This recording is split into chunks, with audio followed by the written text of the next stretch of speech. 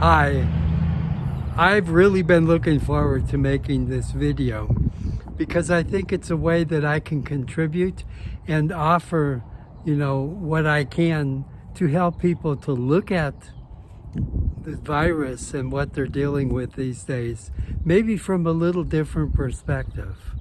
And I am Francis Conrad, and I help people to live the life that they love. And I'm thinking, boy, some people listening to this will be thinking, the life I love, I'm quarantined. The more this goes on, the more scared I get, the more my energy is depleted. This is not the life I love. It's not even close to the life I love. How can you be talking about that? And I'm going to ask that you hang in with me, and hopefully some of what I have to say will come together by the end. So there's two things I want to talk about today. On the one hand, let's talk about travel. The process of getting on a plane and going overseas is what I mean by travel.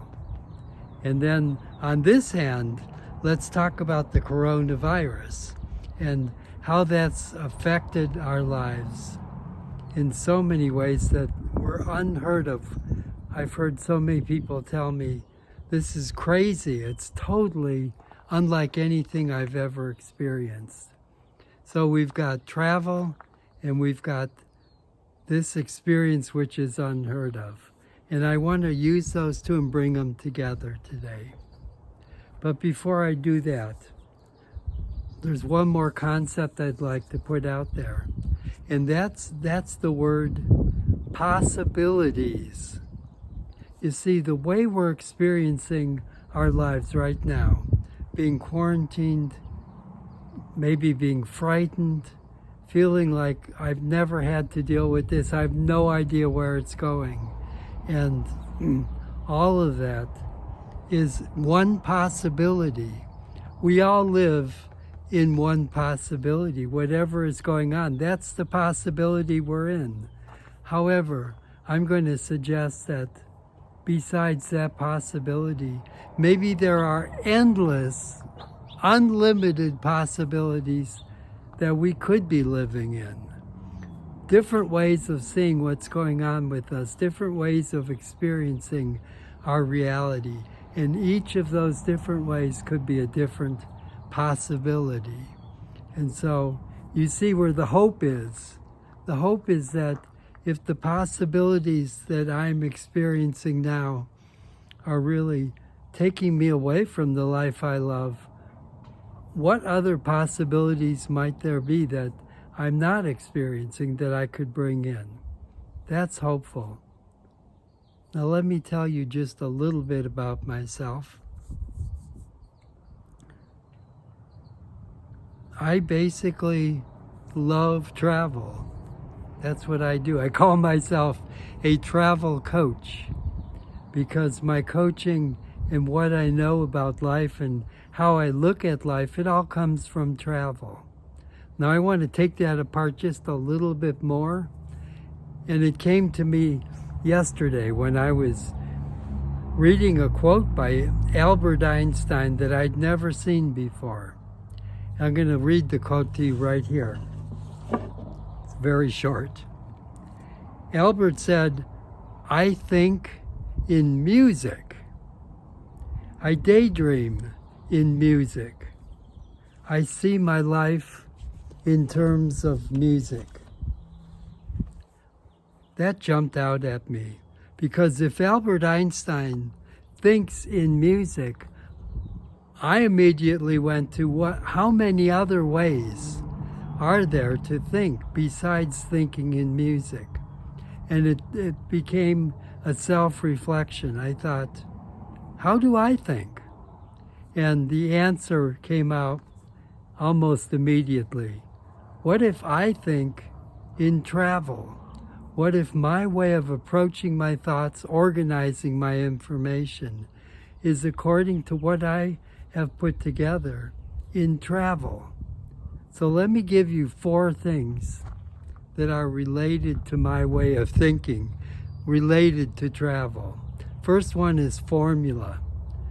I have a real simple, basic formula that applies to just about every situation in life, and it comes from travel. It's that there's always 3 parts to every travel experience. There's something that you're leaving.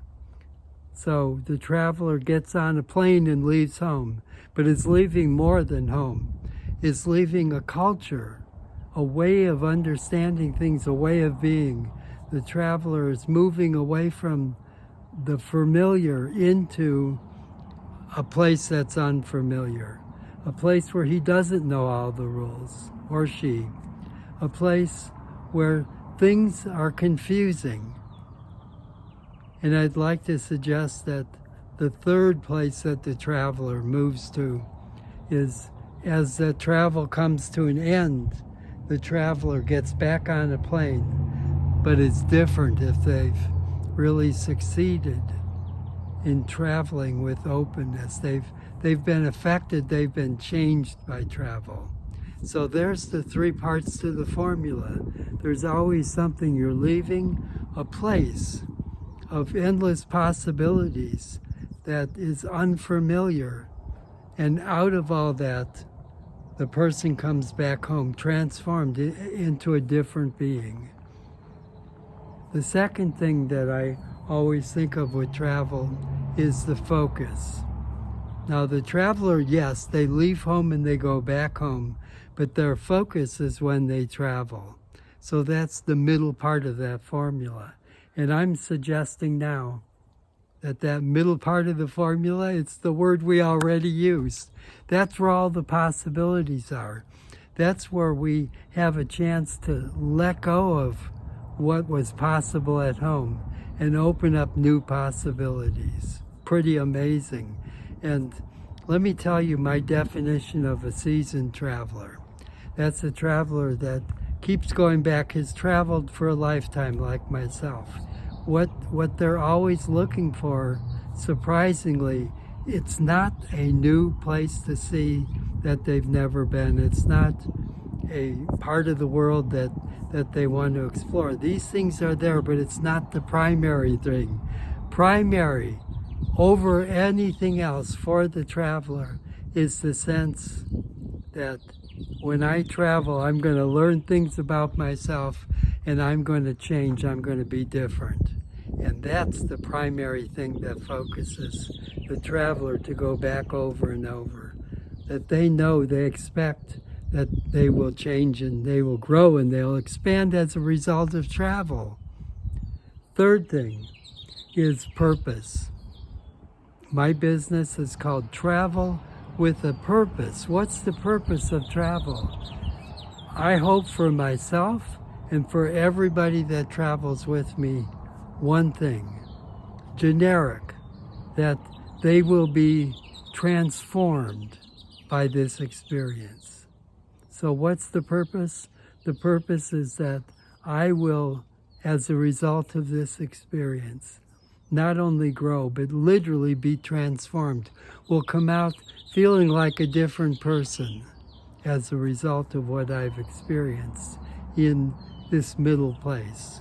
And the last one is the one that never gets answered until the travel experience is over.